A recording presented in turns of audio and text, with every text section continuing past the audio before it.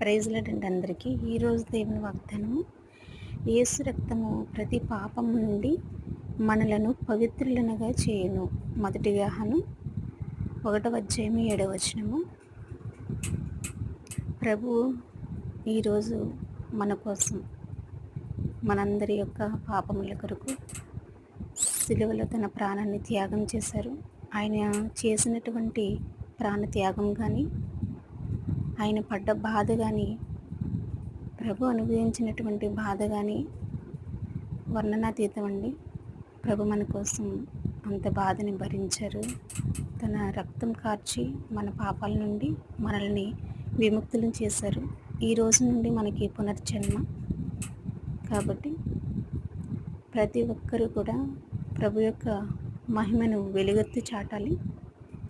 ప్రభు మహిమ వర్ధిల్లునుగాక. ఆమేన్.